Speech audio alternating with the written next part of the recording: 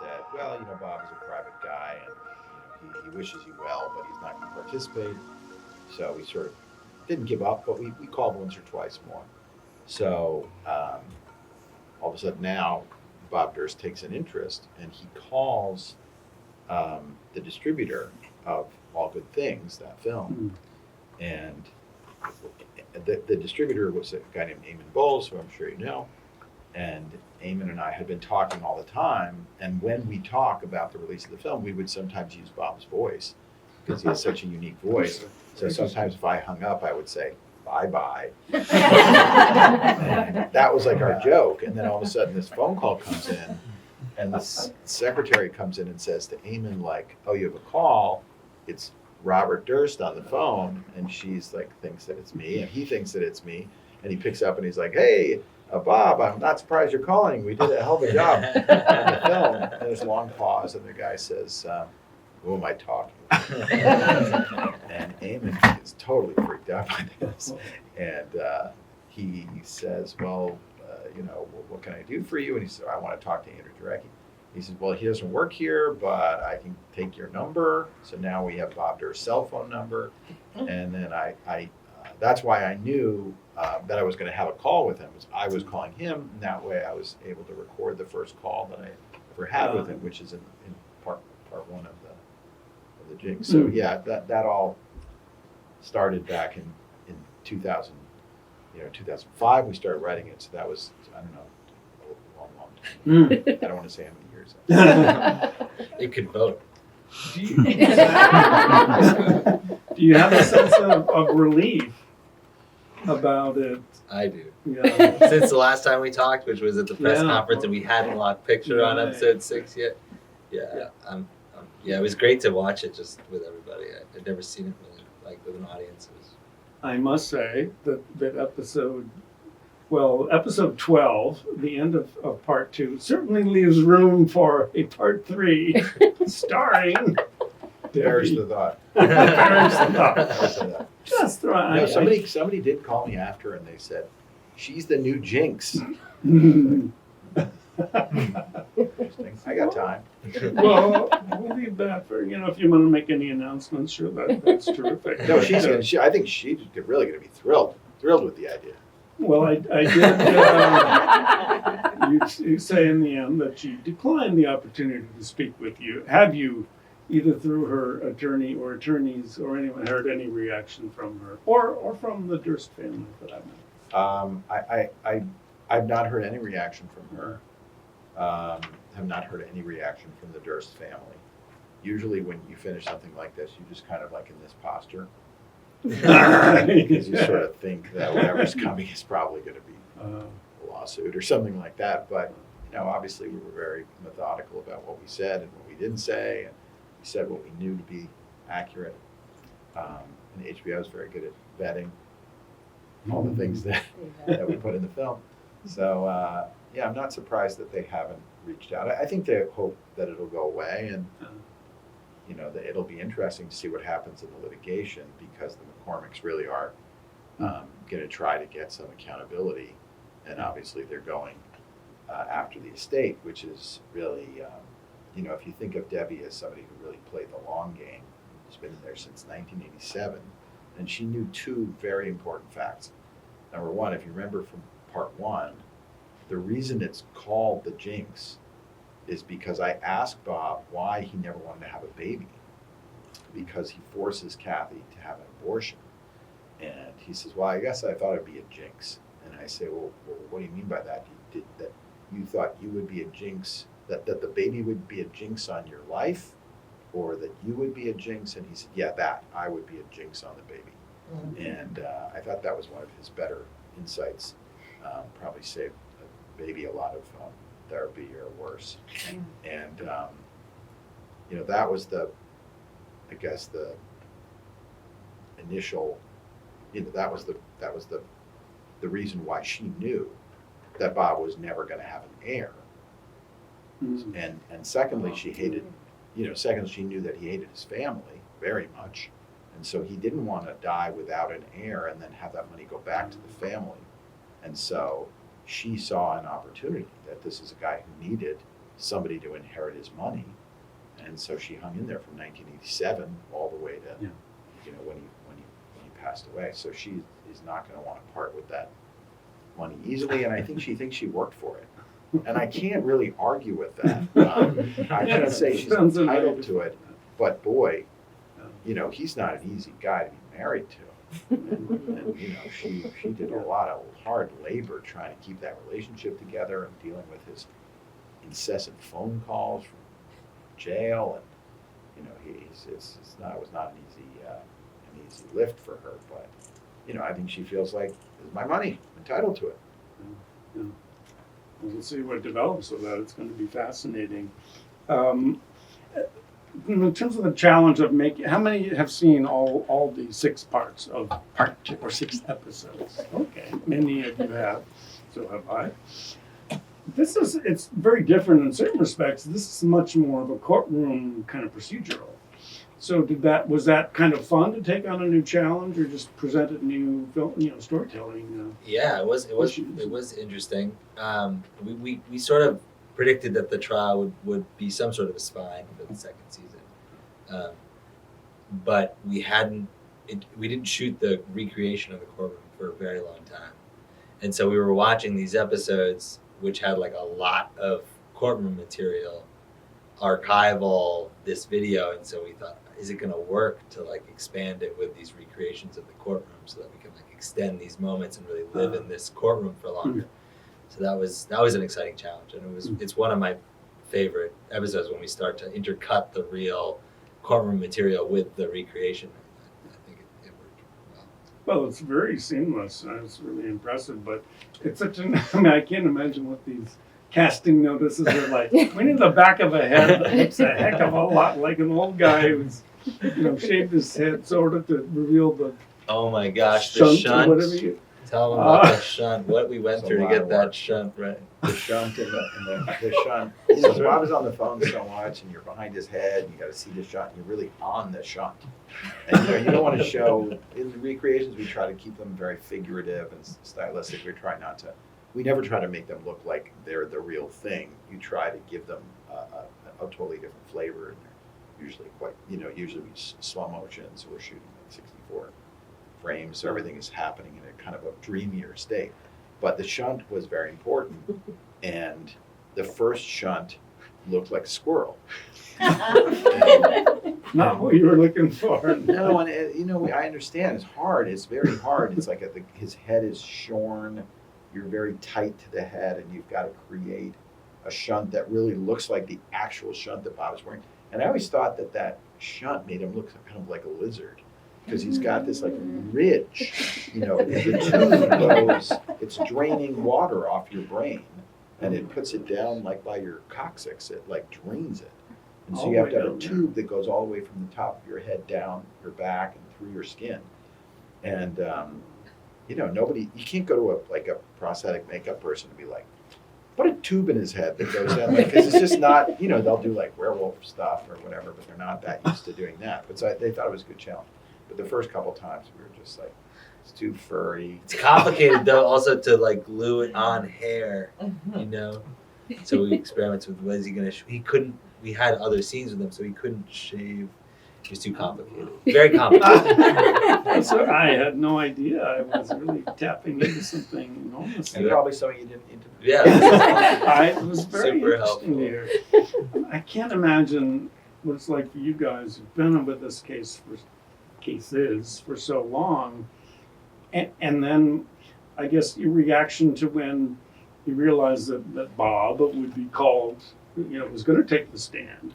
But not only that, when he gets up there and he basically says, I would lie if I killed her. I would lie. Are you just like... The testimony was like, my memory of the trial was like just waiting for him to testify. We were so like curious about what he was going to be like and how he was going to handle himself. And he was up there for a really long time. 9 days. 9 days of cross. That's the right, direct was like several days too. It was almost like 3 weeks of him on the stand. It worried me almost as much as the upcoming Biden-Trump debate. Oh, Because you're dealing with another maybe not totally compos mentis person who's quite old.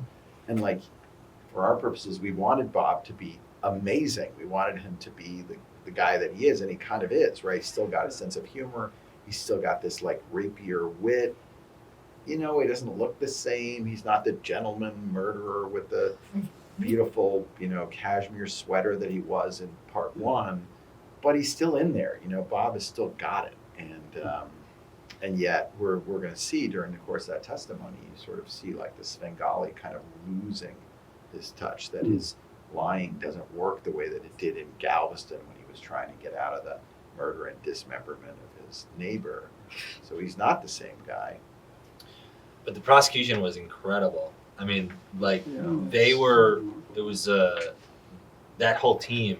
It was really like Lewin was incredibly prepared, and we showed him preparing, but he had this whole team behind him that was like clocking Bob's lies and playing them back. So Mr. Durst will now play it back. And it was sometimes stuff that had just happened like only minutes before. And the judge at one point said, like, how are you guys doing this? like it was a real technological feat to be able to they really saw it from an audio visual perspective. And so when Bob was on the stand, it was like kind of his worst nightmare, all confronted with all the lies he's ever told in his whole life. I don't think anyone had ever spoken to him like that. Should we tell about Danny Cunningham? Sure. You want to? I'll tell. One of the stories he tells that we didn't feature in the show is that he goes up to he has to explain why he said he was in Northern California all these years and not in Los Angeles, and he comes up with this that he was there buying weed. Oh. And so Lewin, and then on direct he just says that I was there buying weed, and he goes on with his story. And then on cross-examination, Lewin is like, okay, so where's the guy live? Like, what road? Where do you turn? How do you get there? What's his name? Like, just digging in, and Bob's just like, you turn where you turn, and his name is, and he says his name is I don't want to get him in trouble. And Lewin's like, you don't want to get him in trouble for selling you weed 20 years ago? You have to tell me, what's his name? And he says, Danny Cunningham. And Lewin goes, okay, Danny Cunningham. Blah, blah. One of Lewin's associates realizes that Bob has looked at a piece of paper that's sitting in front of him, and that's how he came up with the name Cunningham, like in a Usual Suspects moment. That he's been shown a handwriting report from Lloyd Cunningham. And they then confront him on this. And so it was really, like I said, like a team effort that this guy had noticed that. Incredible. And another thing that's rather extraordinary is for you, Andrew, to hear your name in your series coming up in court all the time. I mean, Oh, it was very strange. Yeah, and we were supposed to testify. You know, and the reason, like I remember when part one came out, and there was all this, you know, people said the Jinx filmmakers don't want to talk, and it's because they must have withheld the evidence. Like there was a whole, you know, conspiracy theory about it. And what had happened was we had actually given the evidence to the district attorney 2 years before the show came out, but nobody knew that because we couldn't say that. And then around the time the show came out, we were doing press because HBO was like, you know, you do press for a show so people watch it. But then as the show was going on, it was getting like crazy viewership because suddenly it was on the front page of the New York Times that we had shown this evidence and all this stuff. And so it was just becoming more and more, you know, obvious that we were going to be kind of central in the case, and therefore I was supposed to do this. I was supposed to do a television show, and then when he got arrested, John Lewin, the prosecutor, called and was like, "You're not doing that." and we said, "Well, you know, we're promoting the show." And he's like, "First of all, you don't need to promote the show anymore, right? And second of all, you can't do that because you're going to be a witness, and we don't want you to say stuff on television that maybe reveals things about the case. Like we kind of got to go into lockdown now." So then it was clear that we couldn't testify. You know, we couldn't talk because we were going to have to testify. And then eventually, like as the trial was going on, we just assumed, well, it's probably going to be inevitable that we go in there. And then they kind of stipulated that we didn't have to testify. The other side didn't want us to testify because, you know, we knew the case so well, they probably weren't going to be able to trip us up, so they didn't really want it. And also remember, the lawyers had made a deal where they essentially got paid one way or the other. They weren't getting paid in success, they were just getting paid, and they got paid around $12 million. And so for them, This was not a contingency. so it wasn't really all that, you know, it was hard for the lawyers because they knew they had a very guilty client. Of course they knew that. You know, Dick DeGuerin says in the first part one of the series, I believe Bob, and I believed him from the very beginning. And I think that's total bullshit. You know, I mean, when Bob Durst walks in, he's like, I've been accused of falsely, blah, blah, blah. I dismembered my neighbor, but it happened by an accident. You know, Dick DeGuerin is just like, what did you say your last name was? That sounds like a case I'm going to take. So it was pretty obvious that they were going to try to get through the case as quickly as they could. I'm not saying they like threw the case, but you know the difference between like, you really care about a term paper, or it's like tomorrow's the last day of school and you just got to get out on the field. You know, it's sort of like they knew that they were not going to, they knew that their client was not going to be grateful. They weren't going to get another dime for winning the case. It was getting more and more sordid. So, you know, I think they just kind of saw that it was going to go that place. Do you feel like you convicted Robert Durst? I mean, I don't think that was our job. We learned for sure that the material that we had gathered in making the show, the fact that we had found this letter that matched the cadaver note, you know, we thought that was going to be determinative. But we also learned the hard way that that's a far cry from a prosecution. And in fact, you know, people were confused because they said, well, you have that evidence, and people, you know, if you gave it to the cops right away, they would have just run out and arrested him. But that's actually not at all what happens. What happens is they look at our evidence and then they say, this guy's going to spend $10-20 million in his defense. We got to be incredibly buttoned up. We're going to have to do all this work. So there was a lot of work to do. And in fact, it was, you know, 7 years or something between the time when we first visited John Lewin and we said, you know, this is what we have. He said, well, that sounds like you're going to get a murder conviction out of that. That's great. And we said, good. You know, how fast can you do that? And he said, probably 5 to 10 years. And we said, well, what are you talking about? We're giving you the evidence.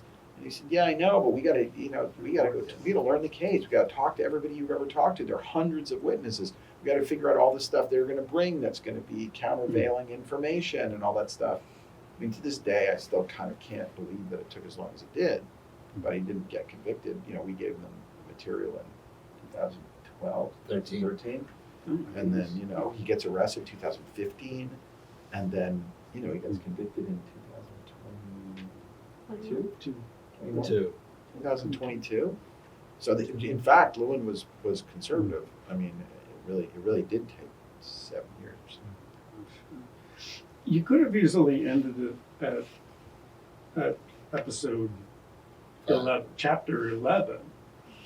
But we have chapter 12 of It Takes a Village. And tell me about doing that. I mean, clearly you're making the point that, you know, certain respects he was a lone wolf, but as you say, in other respects, no, he was not a lone wolf. So that was important to you both as filmmakers, that you broaden the scope a little bit, and which you did throughout, certainly part 2. We knew the story had to go beyond the trial. So that was pretty clear, because the trial then focused in on a bunch of stuff that was obviously important, but it was mostly focused on Bob. And Debbie wasn't a big part of it, and the Durst family weren't a big part of it. And those were themes that we knew were going to be important for the show. Once the civil case got going, we figured that the verdict would be in 5, and that 6 would be like the aftermath. But that was something that was hotly debated amongst the team, I would say.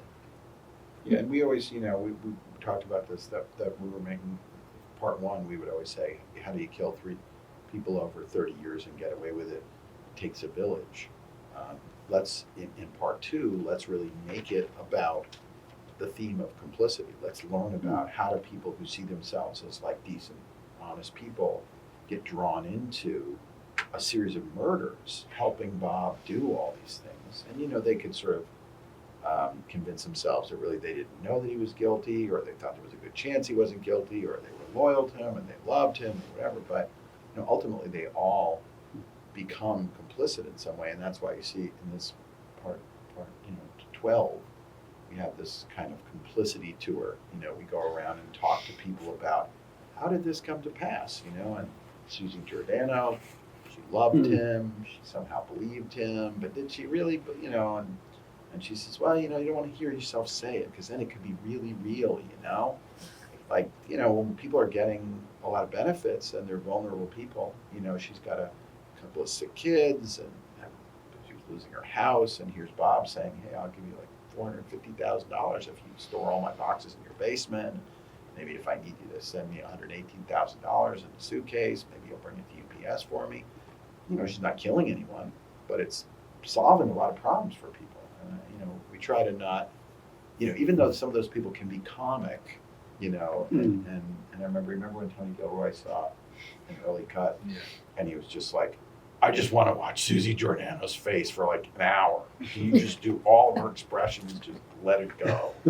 And it's because, we do have a tendency to want to, that, Schadenfreude, to want to say like, well, that person's so ridiculous. Of course they knew he was guilty. But, we try to have some compassion for those people because, we're seeing it in America right now. We're seeing all these people get kind of drawn in and say, well, I wasn't the one that was, saying X, Y, or Z, or I wasn't the one that was, separating the children from their parents at the border. I mean, I was in the administration, of course, but, that wasn't me. I was providing the guardrails, really, but so many people become complicit in really bad acts because there are enough other people floating around and can take some responsibility. And a classic like Kitty Genevieve's case where the woman gets murdered on the street and nobody does anything about it because they all think someone else is calling.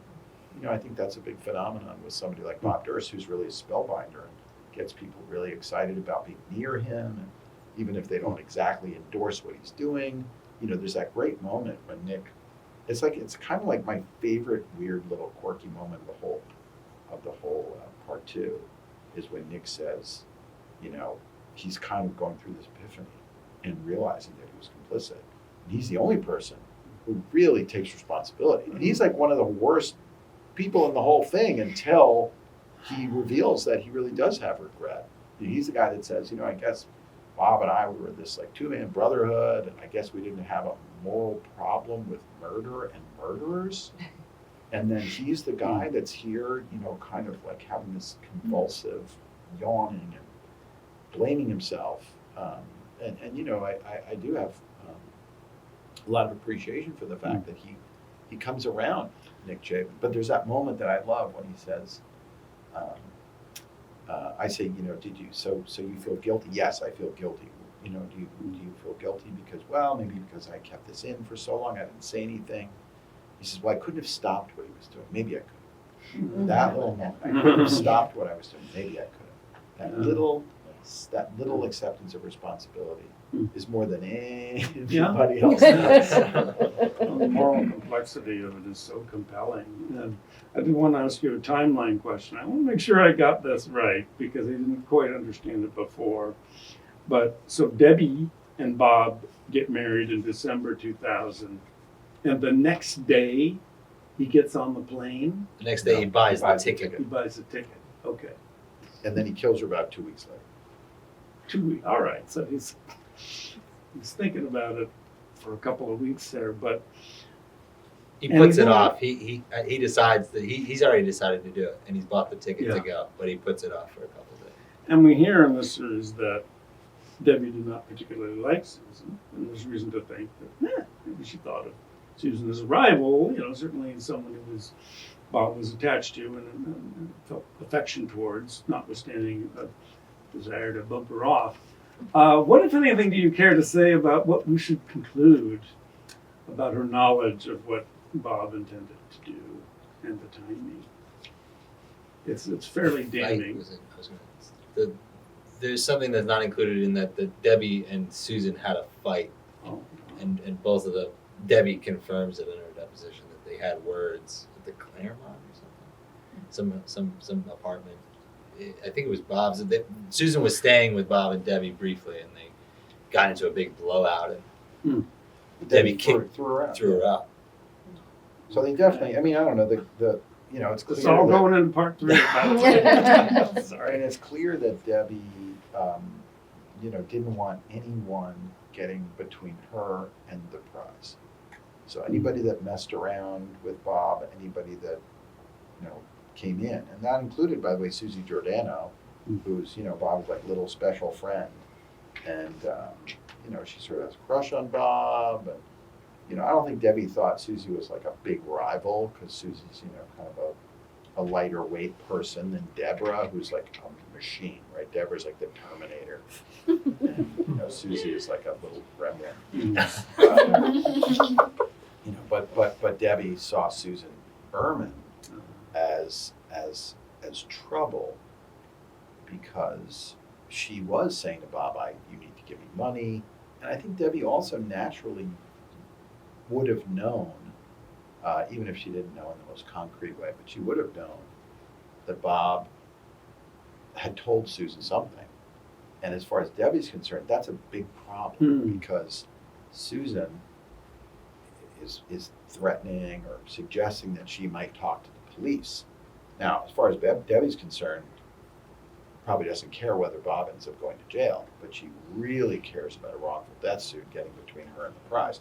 So if Susan is like, hey, I'm just, cashing some checks out here with your future, you've been waiting around since 1987 to inherit this money, just letting you know here in 2000 that I'm thinking about maybe talking to the police a little bit. That's very, very bad for Debbie.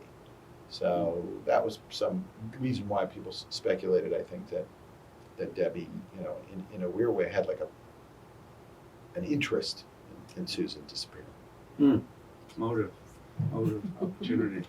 We have to wrap it up there, but thank you so much for presenting the final chapter for now.